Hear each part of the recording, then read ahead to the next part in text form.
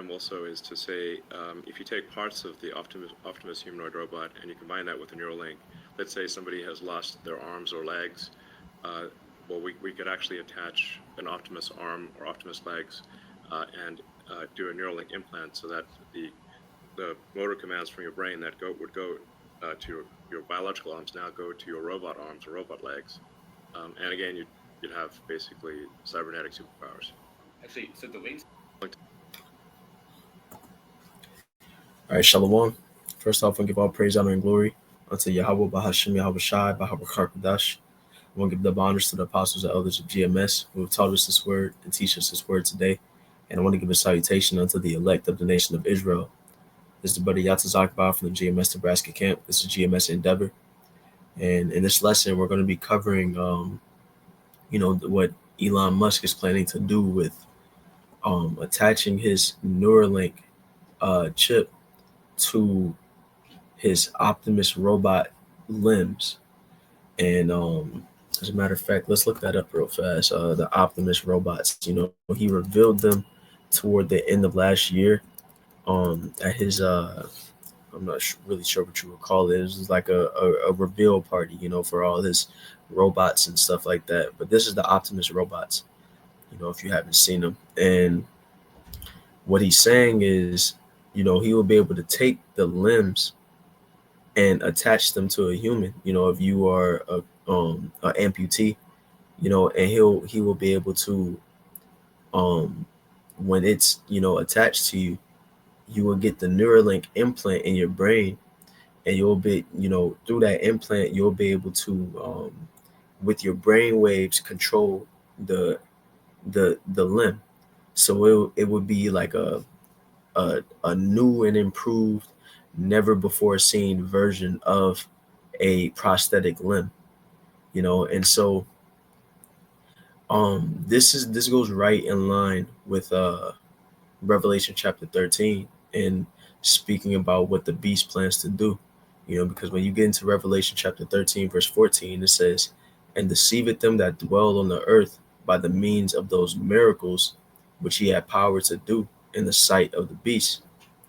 And this is, one of those miracles, to where if you don't have a limb, Esau can provide you with that limb and put a device in you that you will be able to control that limb with your brain, and you hear what he said in the video. It's like cybernetic superpowers, and let's read on. It says, saying to them that dwelled on the earth that they should make an image to the beast which had the wound by a sword and did live. And that image, this is going right in line with that image, because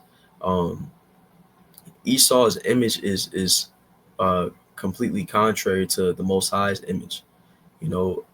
Esau's image is in line with, these robots. Esau's image is in line with his wicked way that he believes life should be, what he has created to replace what the Most High has set up and ordained. And these miracles are done through his image, and what he's really doing is mimicking what Yahweh Shai was doing and what Yahweh Shai promised that his men will be able to do. Because when you go to Mark chapter 2 and verse 10, it says, but that ye may know that the Son of Man had power on earth to forgive sins, he said to the sick of the palsy is being paralyzed, and this man, when we read up, it says, let's see. So it says, in Mark chapter 2, verse 3, it says, and they come unto him, bringing one sick of the palsy, which was born of 4, and it says, when they could not come nigh unto him for the press, they uncovered the roof where he was, and when they had broken it up, they let down the bed wherein the sick of the palsy lay, right? So he couldn't move. They had to let him down by a bed because of how crowded it was, and he had to lay in that bed from being unable to move because of his paralyzation. And so it said, when Yahweh Shai saw their faith, he said unto the sick of the palsy, son, thy sins be forgiven thee.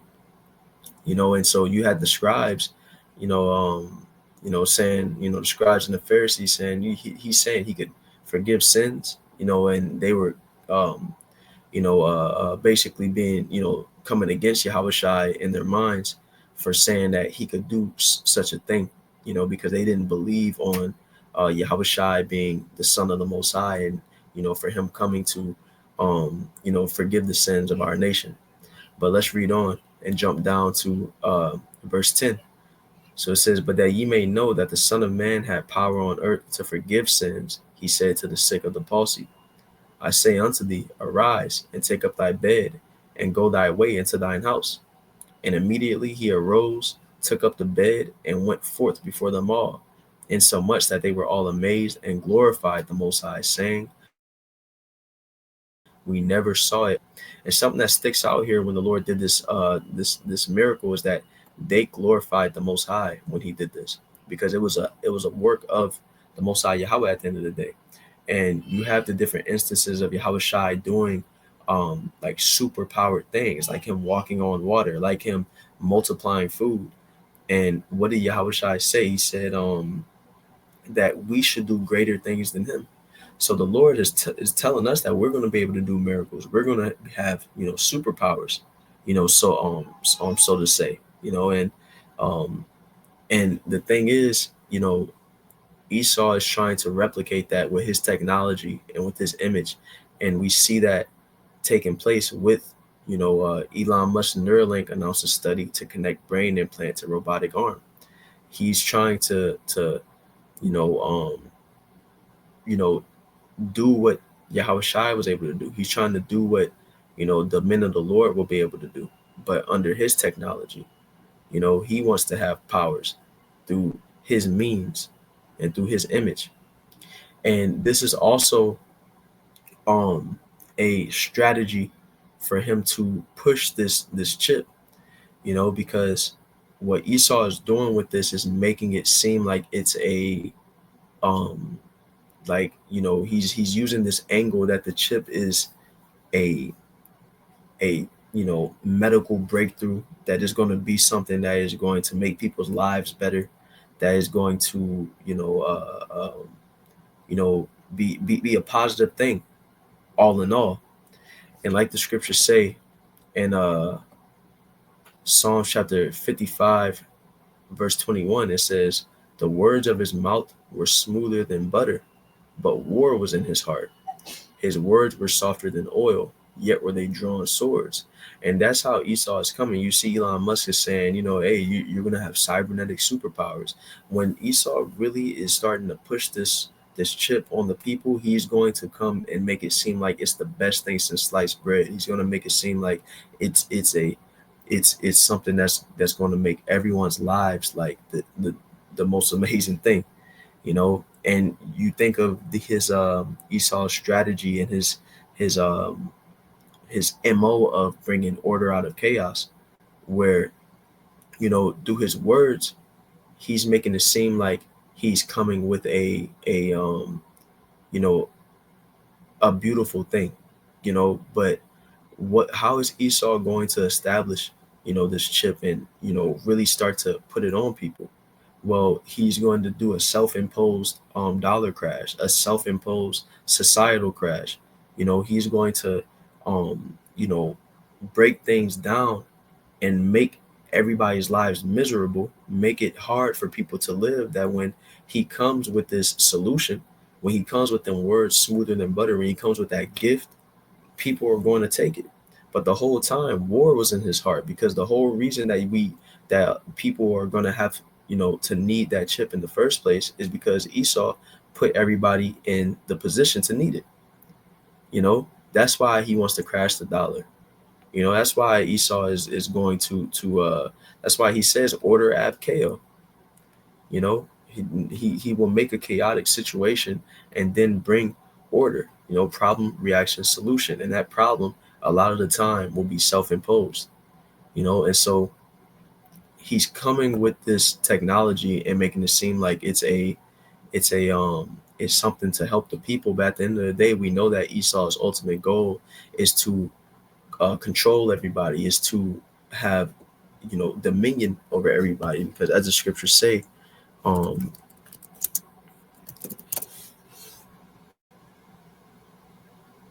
Let's grab Habakkuk chapter 2, verse 5. It says, Yea, also, because he transgressed by wine, he is a proud man, neither keepeth that at home, who enlargeth his desire as hell, and is as death, and cannot be satisfied, but gathereth unto him all nations, and heapeth unto him all people. And what Esau ultimately intends to do is to chip everybody on this planet so that everyone will be under his control and be, you know, he will be everyone's God, through that chip.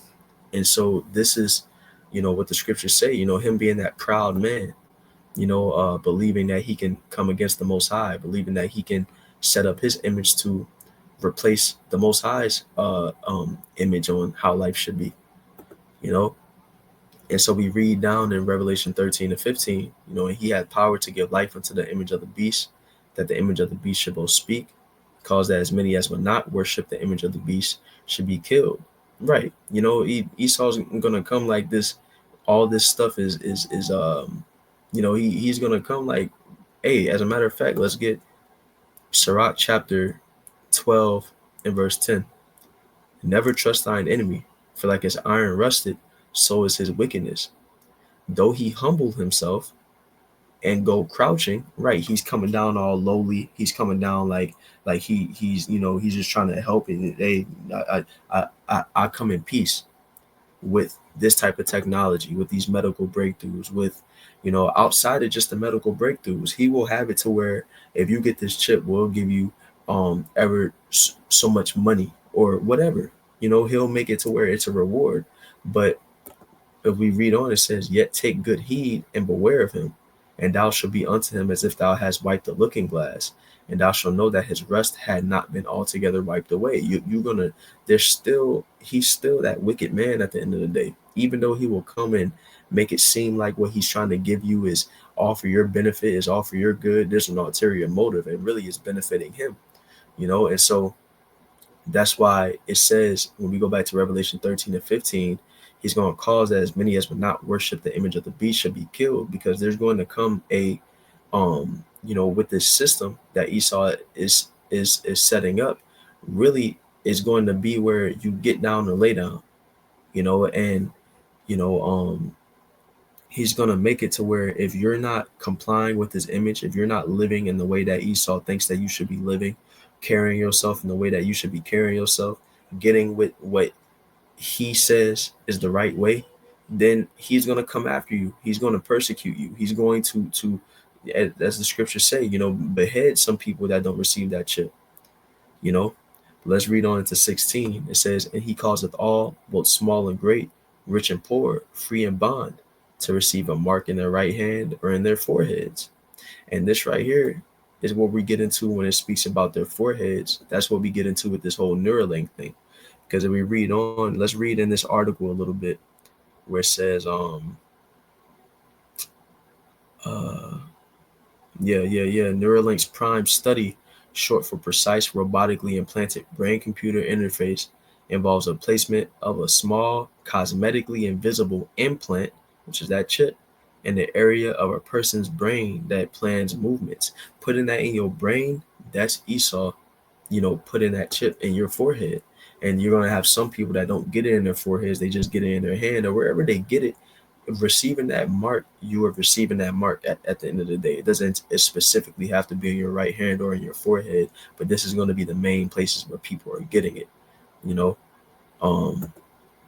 So let's read on. It says, or let's just go back to Revelation 13 and 16, because like it said, he calls it all. And that lines right up with that Habakkuk of him trying to heap all people unto himself, And so Esau is going to use the strategy of coming with, different benefits to getting this chip, making it seem like it's the right thing to do, or making it seem like it's, all for your benefit. But, if that don't work, that's when Esau horns is going to show. And for those who don't want to get it, even though he's offering all these nice things, even though he's saying that, it can be a miracle for your life or whatever, that's when he starts to put the pressure on, because it says in verse 17 that no man might buy or sell save he that had the mark or the name of the beast or the number of his name. You know, that goes right back into that dollar crash. That goes right into how, you know, Esau is trying to create this digital system and set up his image to where the infrastructure is surrounded around the MOTB. To some people, this MOTB is going to seem like, you know, the what's going to save their life, and to some people, is going to be, you know, the wickedness and evil. And for the elect, we're going to see when Esau brings this MOTB, we're going to know that it's wicked. We're going to know that this is something that we're not supposed to take, you know. And if you don't want to take it, Esau is going to come against you for it, and he's going to bring pressure and try to force you to take it. And that's why, you know, this man is wicked, you know, because he's coming like he's trying to do something good. But at the end of the day, it's hey, let's go back to Sirach chapter 12 verse 16, and we'll end it off here. An enemy speaketh sweetly with his lips, but in his heart he imagineth how to throw thee into a pit. Right. And that's why I call this whole Neuralink implant thing a strategy, you know, or not the Neuralink implant itself, but the whole thing of how it will be advertised to, you know, people, Salakia, I lost my train of thought, to people who amputees. Salakia, I lost the word for a second, but it'll be, you know, advertised to amputees, to, you know, people who need medical help and things like that, and people who are in need in general. Esau is going to bring that chip, and he's going to speak sweetly with his lips, but in his mind, he's just thinking about how he can get you down with that image, how he can get you down to you know, be God over you at the end of the day. And it says he will weep with his eyes, but if he find opportunity, he will not be satisfied with blood. If adversity come upon thee, thou shalt find him there first. And though he pretend to help thee, yet shall he undermine thee. He's pretending to help. He's pretending as if he's doing, you know, he's just trying to make your life better. The whole time, what Esau is really trying to do is, you know, cause everybody to be under him, and, you know, have control over everybody. You know, Esau's trying to undermine people with this chip, yet he's pretending to help. You know, so that's all I wanted to bring out with this lesson. You know, once again, I want to give all praise, honor, and glory unto Yahweh Bahashem, Yahweh Shai, Yahweh Harkodash. I want to give the honors to the apostles, the elders of GMS, and a salutation unto the elect. And shalom.